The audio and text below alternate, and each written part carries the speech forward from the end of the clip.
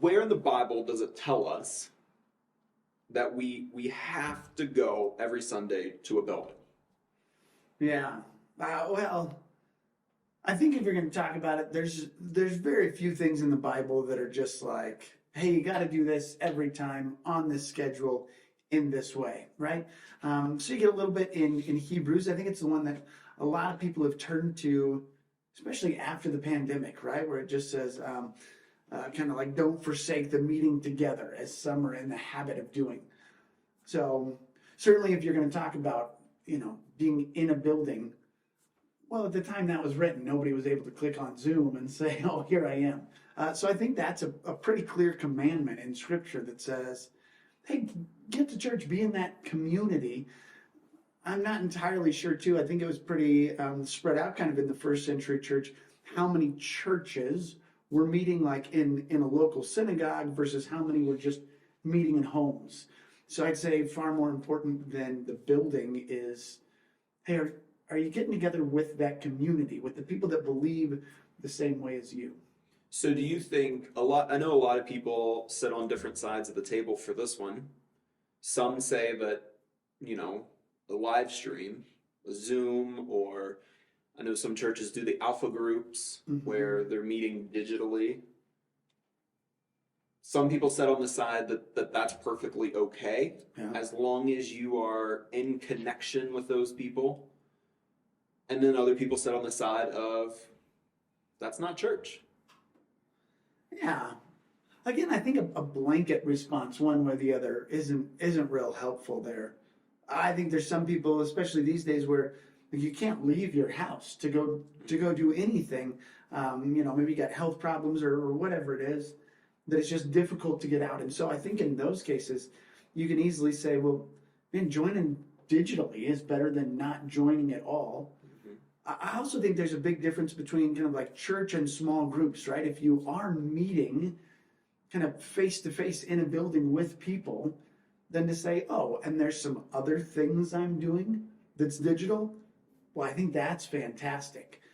I think it's hard for me to imagine a scenario where you have people that are okay being in groups for something in their life, right? So like you're able to leave your house, you're able to be around other people, you're not one of these kind of like, small exceptions over here, but they can also make a good case for saying, but I don't want to be with God's family. I don't want to be with God's people. So if you're okay going out for some things, then I think church has to be the highest priority of saying, yeah, I'm okay being out for these things. I'm going to be out and I'm going to go join a real group. I'm going to meet with other people and go to church. So, okay, here's a hypothetical for you. All right. And I'm not saying that this is me. If you know me, you'll know this is not me. So say you have the, I don't know, 60s. We'll go with 60s. The 60s age couple who, have gone to a plethora of different churches, different denominations, very turned off by the idea of churches, mainly due to the people. I think there's been several people in maybe different religions or philosophies that have said, I like your Jesus, but I don't like your people. So you have that couple who, gets up every morning and does their Bible studies together, and prays together, and lives a very Christian life, but doesn't go to a physical building for church. Maybe watches some stuff online, but doesn't have that core group. Are they then, I don't even know how to ask it, are they disobeying God and God's people? Because I feel like, there's a lot of reasons why somebody would be turned off from going to a church, and the people in the church could potentially make church more toxic. And I know you don't go for the people, but there's some churches I've been to that's just like, I don't want to go back there. Those people are terrible people. Yeah. So that couple that's then, every day doing their routine and learning and trying to grow and be better, but aren't going to a church, aren't involved, What's the message to them? Yeah, I think trying to formulate a response here, but I think I disagree with you when you say you don't go to church for the people, right? But I think oftentimes we look at it in the wrong way. So typically we think of going to a church primarily for what we can get out of it, you know? So I think for a lot of people, when they're thinking about going only online, the idea is, well, I can get everything that I needed to get going this way. I can still hear somebody teach, I can still worship, I can still do my Bible studies, all that sort of stuff. And going to church, well, there are a lot of people at a church that just, like, they're not good people, you know?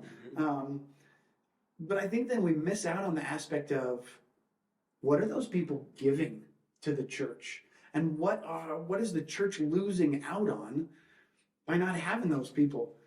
I won't say any names, right? Not that they'd probably ever be listening to this, but I can think of probably 15, 20 people in my life that were probably in a similar boat to what you were saying, right? They were just, rock solid believers who had done so much good, but had been hurt by the church more than a few times. And even a few of them, I'm thinking of the conversations right now where they said they really, they don't like people, they don't like coming somewhere. Man, and just watching the way those people still show up at church and serve and love on the other people that are there. I think it's a walking example of what Christ calls us to be. Somebody that puts other people before ourselves. I think the biggest example of it, and really the model that we have to follow, is, would Jesus have been happier staying in heaven and just sending other people there, or just, sending his book down, or saying, hey, I can give you everything that you need? And he looked at it and he says, now this isn't going to work. The only way that I can really fully be engaged with these people and give people what they need is to go down and be present with them. And of course, his mindset is, he says the Son of Man didn't come to be served, but to serve. And I think that's what a lot of people that are trying to say church is something that we can do only digitally, or that we don't have to go, that we don't have to go to a building for, are missing, is that the primary thing that we're supposed to do at church isn't get, but we have to give. And I don't know of ways that you can serve and that you can give in nearly as effective of a way if you're never interacting with people. If a church is a people business at its heart. And so if you're not willing to get out and say, yeah, I'm going to rub shoulders with those people that, man, I just don't like, and I don't get along, and they make me think, what's wrong? Well, gosh, I know Jesus has felt that way about me on more than a few billion occasions, and he was still willing to come down to earth and hang out with people like me. And I think it's my responsibility as a Christ follower to then follow the example Christ set and say, yeah, I'm willing to go, and I'm willing to serve in an area that I'm not comfortable in, with people that I don't always get along with. So, do you think people can only serve God in a front-facing manner? So, like, say somebody is just not a people person. They do not have the ability to be there, maybe in face, associating with these people. Are there other ways behind the scenes that they could help? So say, like, to me, I think if somebody comes in and they're doing maybe like the sound booth, if they're running that, well, they're helping the church, they're helping to spread the message, but they're not the person that's out front shaking hands. Right. Are there ways that people can serve that they don't have to be face to face with people? Yeah, I think I want to unequivocally say yes. But I wonder if we have different definitions of what it means to be face to face, right? And so I think that you can look at it. I mean, one of the primary ways that I grow spiritually, I've been in school forever, partly because I just feel like I find Jesus in academics, right? Well, I've come to meet quite a few of the authors of different books. There's still a lot that I haven't, and it wasn't the meeting those authors that really helped, right? It was reading what they'd written down. Well, even if I've met them, they have no idea who I am. So they've ministered to me in an amazing way. Mm-hmm. And, we'll probably never be in the same room, the majority of them. So I think you can say, absolutely, there's a whole lot of people who can do great ministry, not being face to face with people. But as I also think through a lot of those books, and especially the ones that are like giving examples of what it means to live an authentic Christ-like walk, I don't know that they could have written those or done those had they not been talking to other people and living out their faith in the world. Even, just kind of our example of our sound booth group. Well, I think they're a group of people who, not necessarily for a want of serving this way, but they probably talk to the least amount of people in the church. Mm-hmm. But if you're not asking people in the congregation, well, hey, how did it sound this week? Are there things we could do better, things we could not? I still don't think you're going to do your best job. So I think there's lots of ways to serve that aren't people focused.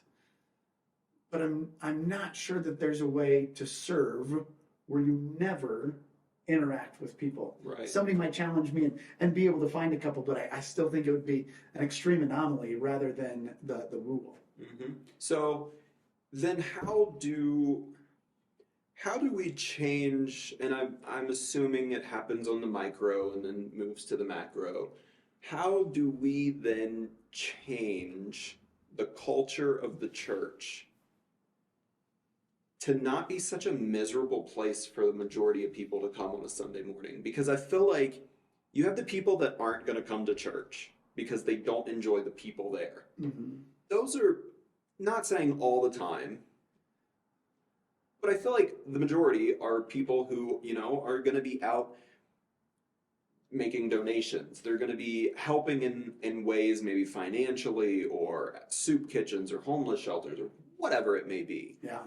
And those are people that would be amazing ones to have in the church. Mm-hmm. But you have the majority of people, and I don't know if I want to say the majority of people, but you have a lot of people that come to church and gosh, they're just terrible to be around.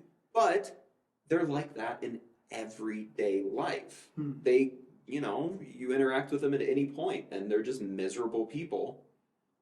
But they're the ones that are at church every Sunday. So how do you change the culture to make people realize, like, you still have to be an enjoyable person to be around. Just because you're miserable in everyday life, don't show up here and make everyone else around you miserable. So how do we then change? How do we create a culture that says, like, yeah, come to church. You have issues, but we all have issues. Mm-hmm. So therefore, you don't have to outweigh my issues to make yours more important. Yeah. I think there's lots of answers to that. Maybe the first thing is to say, an argument like that is similar to getting frustrated that everybody in the hospital is sick. Right. Right? Like part of the idea of church is we're coming because we're messed up, broken people. And we know that we need a God to help us out with things. And so we're all in a different spot in our faith walk. And I think there are a lot of people who are just struggling with shame and with guilt and with hurt and with all sorts of just nasty stuff that makes it difficult. And I think church is one of those places where a lot of people feel like, I can just let my guard down a little bit here. I don't have to paste on the happy face because I'm with some other people that know me a little bit better. So sometimes I wonder if we don't see the worst of people in church. But I guess the other thing that's real helpful for me is I think I can maybe sometimes agree with you in a broad, sweeping way, right? Like you get to talk about Christians or the church or something like that and say, oh, there's a lot of people that just always look grumpy. We even taught about this not long ago at New Hope, that the first commandment that Jesus gives us in the Sermon on the Mount is literally just be happy. So he tells us that's what we're supposed to do. But I've met so many people, and kind of one of the ideas of being a pastor is this whole pastoral counseling thing. And so you just get people that wander into your office. And I'd be lying if I said there weren't people that had wandered into my office that I just thought, like they're one of the people that's always kind of grumpy and miserable and wasn't looking forward to it very much. And about half an hour into the talk, you realize, man, they're dealing with so much more than I thought. And I think a lot of times it really comes down to what's our perspective?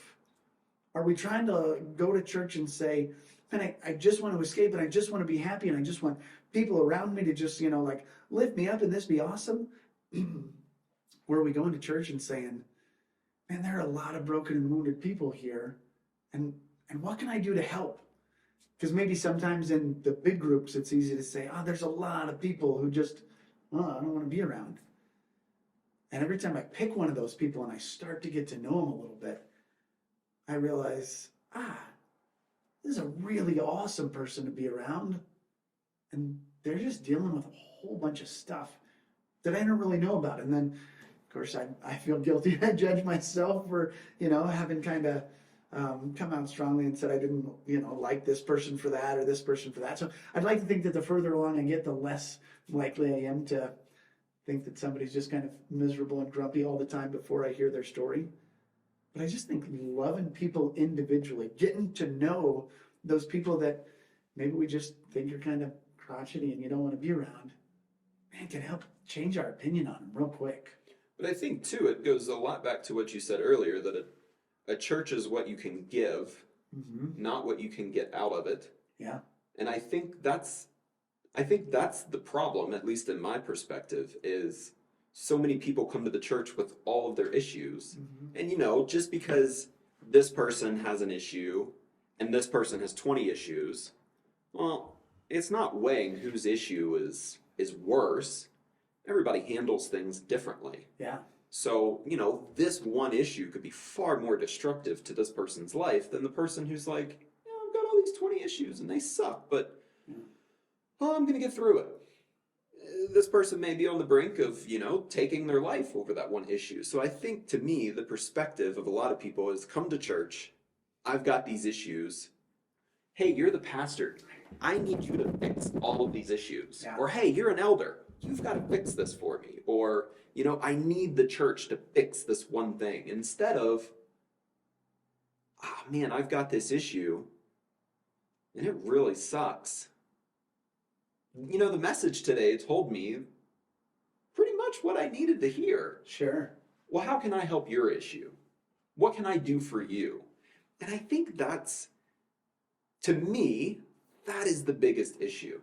People, and what I've experienced, at least in quite a few churches, is that doesn't happen. Yeah. But I feel like, at least here at New Hope, you show up, and it seems like the overwhelming majority of people have issues. I don't think anybody that comes to this church is going to be surprised that we all have issues. We certainly do, right? But here, at least, you can see a plethora of women in the church who, are experiencing things that are tough to deal with. But the second somebody walks into church, can I open the food pantry for you? Can I go pray with you? Can I do this? Can I do that? So yeah. I think there is a culture here of helping others. But how do we grow that? How do we then move that to different places? Yeah, I think there's this big tendency to think that we can only help once we're better, right? And just being honest, as a pastor, I can't really fix or help anybody. Elders can't really fix or help anybody. I think it gets to the spot where we have to realize it doesn't take being in the right spot in order to help. It takes knowing where to send people, and so I think the idea of a church is you're trying to do two things. You're trying to meet physical needs and you're trying to meet spiritual needs. So when somebody comes in and they're hungry, it's like, well, yeah, we got a food pantry. We'd love to give you food. If they're coming in with spiritual problems, and oftentimes those are, I think, disguised as lots of other, relational problems or emotional problems or these sorts of things. It's saying, hey, you know what? I can't fix you, but I've had similar problems right? Like I'm not going to have the same problems all the time. But and I know a God who is bigger than all those and who loves us so deeply that he literally died for us. And so how do we get to a spot where rather than it's the wounded and the healed, and like, this group is coming and saying, hey, you fix me. It's realizing that we're all wounded. I think especially in a kind of a North American context, we're so individualized. And we went through a series here on the Lord's Prayer. Well, that's probably longer ago than I think it was, but I just think it's so powerful that the beginning of it starts off with our Father. Like we're all in this mess together, and the goal isn't how can I be feeling better? What can I do better? How can I help you? How can I get help from you? Is how can we do better? How can we reach our community? How can we make God's presence here more known? How can we help his kingdom come and his will be done? And so I think this mentality of getting rid of the me and the I and moving more towards an our and an us is the first step to making the church look a little bit more like God wants us to. But the other thing I think is just so important to remember is this is a struggle and not one that's easy to overcome. Christ in the garden, like the last recorded prayer, he just sits around and he prays for unity, and that like the church would get along as well as he and the Father get along. I don't think Jesus would be praying for it if he knew that there was a simple, easy solution that we could do on our own. It's just constantly yielding and saying, gosh, I messed up again this Sunday. I came in and I drugged some of the junk in with me this week, and I was grumpy to these people. I know I've certainly felt like that teaching before on a Sunday morning, been like, man, I was angry at something dumb that had happened earlier in the week, and well, I probably let a little bit more of me and a little bit less of Jesus come into that message at that point in time. And so I think it's this constant process of just saying, God, we're falling short. Help us to do better. And I think that's an answer too. I think a lot of times people say, it is the way it is. It's been that way since right here in the Bible. Right. And it's going to be that way forever. But I think that is a huge issue. And like you just said, it's noticing things every time. So I think if people watching this are thinking about, oh, well, these things are just, that's the way they are. Well, no, you have to be the one to take the first step. You can't just, it is what it is.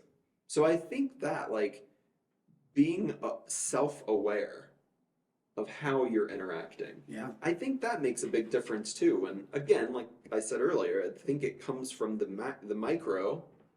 It starts with you. It's going to start in your church, and hopefully then it can spread to other churches. Yeah. And I think that's another great reason for meeting in a community. Again, the Sermon on the Mount.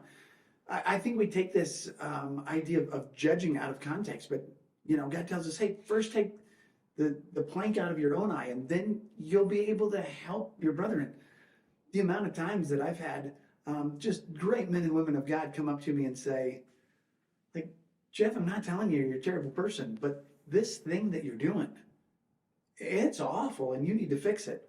And boy, my initial response is just I hate you, you're awful, you're wrong. I'm human, I can say it. That's what I think every time. And then you start praying about it and you start kind of looking at what you're doing. And all of a sudden you come to this realization, man, I would have never thought that thing that I was doing was bad.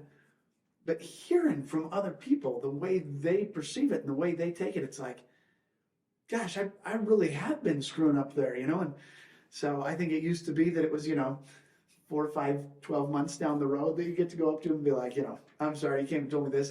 I thought you were completely wrong and full of it, but it really was me, and now I fixed that. And maybe to be able to now I'm to the point where hopefully my reaction isn't quite as strong. And so to be able to look at those people and say, I hadn't seen that at all. Thanks for the help. I'm going to try to work on this. And then one of the things I hate doing, but I try to do frequently, is just give those people permission to continue to call me out on it. Say, okay, I realize this is something I shouldn't be doing. I'm gonna work at it, but I obviously had never realized it until now. Let me know in a couple weeks. Have things changed, or is it still what it is? And I think that's another great idea of being in a community, you know? Yeah. So I have this one thing, and it's going to take me just a second to get there. All right. So then you can tell me what you think. Now, for the people watching that don't know me, I am not a sports fan. I watch Formula One, but I don't watch anything else. Not even the Super Bowl or March Madness. I have something coming up special about that. But I think when you look at a lot of other countries, and I've never been to a church in another country, but from what I've heard people say, it's a lot different than in America. Okay. And I think, just taking Formula One, for example, you talk to a majority of Formula One fans, they're not necessarily a diehard, like, this is my one team, and if they don't win, I'm going to be mad the rest of the week. Yeah. But I feel like that is a very American mindset. If, my baseball team or my NASCAR racer or something like that doesn't win, well, that affects me to the core. It's not so much a unified sport as it is a unified team. Okay. So I think a lot of times in churches, people get super, super invested in one particular church that if things start changing, they don't do well with the change, and then they start complaining, and then they get mad, and then they make it a miserable experience for everyone else. When instead, you could just say, my season here has probably come to an end. It's probably time to, leave on good terms, to realize that, this demographic is changing, this set is changing, the look is changing. I'm going to find something that I want. Yeah. Something that makes the most sense for me and what feeds me, and a church that has things that I can then give my gifts to help. So do you think that is a very American thing, to have that kind of sports team mentality with a church and just say, no, any change they make is bad. It's got to be like this because this was the Redskins and they're always going to be that? Or should they take a more universal approach and, things aren't going well here, but they're theologically sound? It's maybe time for me to move on. Maybe God is calling me to a different church and things are changing here because it's time to push on somewhere else. Yeah, well, I think there's a lot of good stuff in there. So I've been to a few churches overseas. Did a lot of schooling over in England, but I don't feel like I really ever got invested there. So I don't think I can make any sort of an informed or educated assessment of is that an American thing or is that somewhere else. But I think for me there's two big things to be said in there. And the first one is just the idea of like a sacred space. So as people, we tend to put a little bit too much of our experience, and I'm thinking in a church setting here, instead of putting our experience in the relationship between me and God, we put it in the experience I had in that building and in that location. You walk into your old Sunday school room, and as you walk in, this is where I accepted Christ. And, these paintings on the wall, when I see them, I remember the feelings I had when that happened. And so I think there's some people that when you change the things, the physical appearance, it feels like you no longer have those same feelings associated when you walk in. But that's a really tough thing. I mean, in a silly, stupid way, but I sold sold a Jeep that I loved about a year and a half ago. And like it made me sad. I mean, the amount of memories that I had with my kids and with my wife, and like taking a few dozen vacations there. Like it was sad watching that thing drive away, but it didn't mean that I lost those memories with my family. But sometimes we still feel that way in a church. The other thing I think we have to be real careful of is, like you mentioned, maybe my season is coming to an end here at church. I think there's room for that. So I'm not saying you can't do that. But I also think there are very few things as fruitful to the ongoing discipleship of a Christian as just committing to one church long term. Because the way that church operates, the way that the message is presented, the things that they're going to do to reach a community, I think those are all going to change over time. But so long as they're a church that remains committed to the gospel, they remain committed to teaching the Bible above everything else, they remain committed to serving their local community. Well, a lot of times maybe it's just that the areas that they're changing in are things that we're not good at, or things that we're not comfortable with. And God is saying, hey, I don't want you to just run away to another church that is still deficient in the areas that you're deficient in. And so you never get challenged. But maybe when some of those things start changing, when some of them start happening, rather than just running away to another church that serves the same God, but just worships in a way you're a little bit more comfortable, is to stick it out and say, God, what do you have for me to learn here?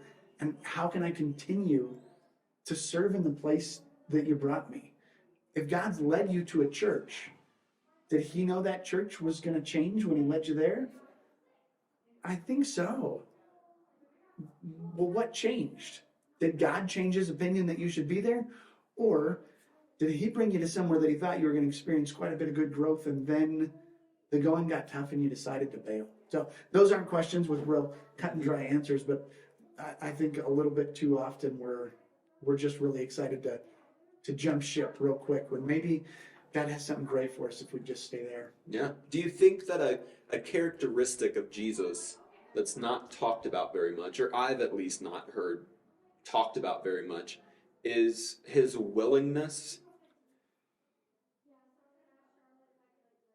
to, and I don't know how to say this because, God's message never changes. Mm-hmm. It's always the same. But do you think Jesus was a master at accepting change? Mm-hmm. Because I think a lot of things in his 33 years probably changed. Right. That he was a carpenter.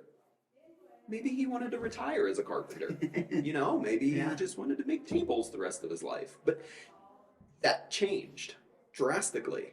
Maybe, he didn't want to come down from heaven.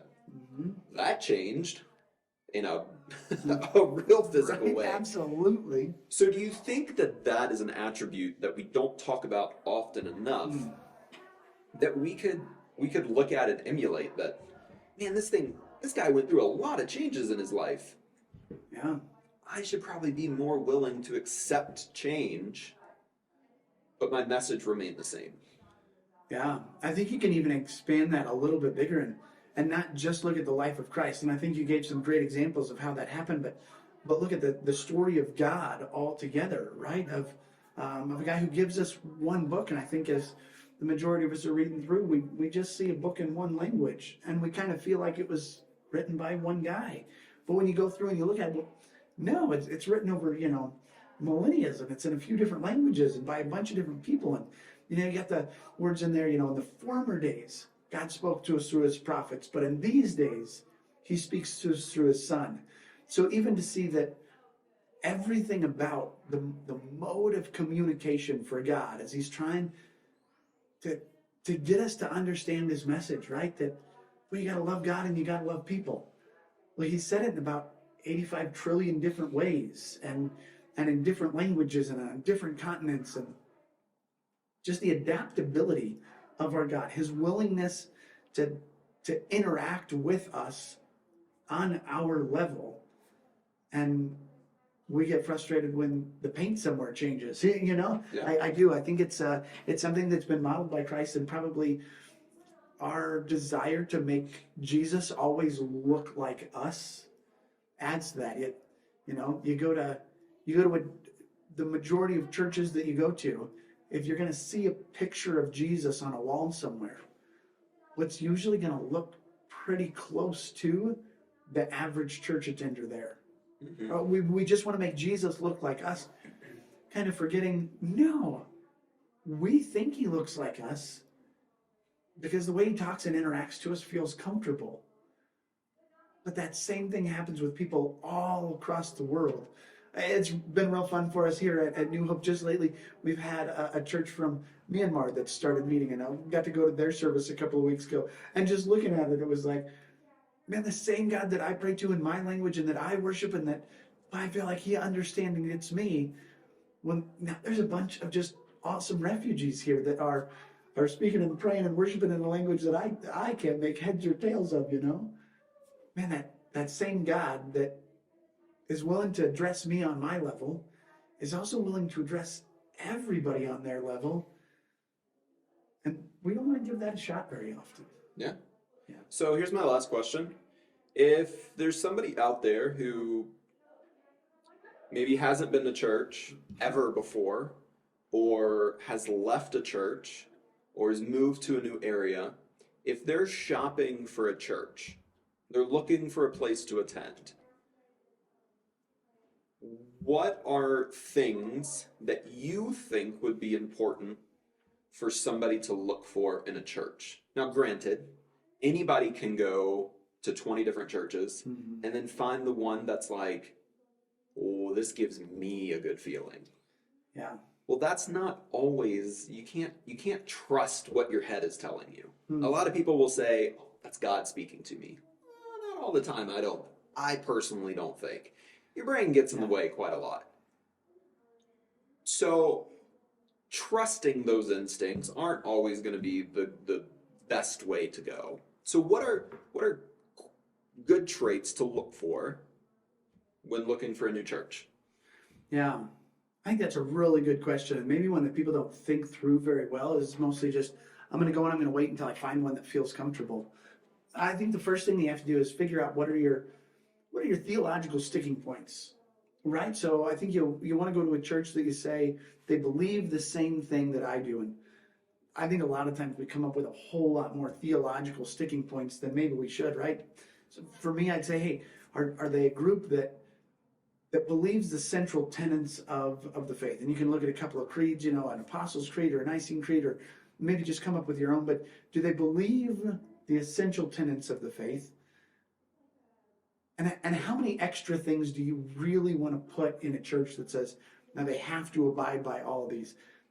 I've always tried to keep my list relatively small. And then I think the next thing that you really have to look for is, what direction is a church looking? Or are they looking inwards and they're saying, hey, this is what we want our people to look like. This is how we want them to act. This is what we want our people to do. We want them to be like really good representations of Christ. And obviously there's nothing wrong with that. Or are they a church that's looking out and saying, man, there's a world that's lost and dying out there, and the thing that our church wants to do is just find people that don't know Jesus and tell them about him. And I think if you want to be a part of a church that is going to be doing some good in the world, you have to find one of those that's looking out. I think what makes it tough sometimes is you can't always tell that just by looking online or even attending a service. And so I always tell people one of the best things to do is just, shoot an email to the pastor. Like most everybody has some contact online, and see if you can just go out and grab some food or a drink or something. Just meet with them for a little bit. Just say, hey, I want to attend. Like, what's your church like? And I think oftentimes you can tell the personality of a pastor is going to dictate in a lot of ways what the church is going to be like. What's the heart of that pastor? Does he or she say, hey, we really want to be a church that's going out serving our community? Or do we want to be one that says, but we're really proud we've got the exact right theology? And again, I'm not trying to say that one of those is wrong, but I think that the mission that God has called us to requires us to be an outside-looking church. And I think those are ones that, man, the Spirit of God is a part of it. It's always so much more fun to be in those because you get to see what God's doing in the world. Yeah. And I don't mind saying this because I don't mind throwing shade and making people mad. You go to a big church and you reach out to the pastor, chances are you're going to get shoved off to somebody who's entry level something or other and doesn't really know. But here, you send an email in, hey, I want to get lunch with Pastor Jeff or Pastor Josh. I guarantee you, within the week, you're going to be at a Chipotle, you're going to be at a Starbucks, or I guess Josh now is going out to Indian places, and I mean, anywhere you want. You're going to an Irish restaurant. Like, it's not just okay, well, I can fit you in Tuesday at 2, I got about 10 minutes. No, it's, you all have dinners at your house for new people that show up, people you don't even know. Like, I wouldn't do that. That's pretty trusting. So I think too, we have everything. I truly believe that New Hope has those qualities that you were talking about. So if you're looking for a church, you live within 100 miles of here, it's not a bad drive.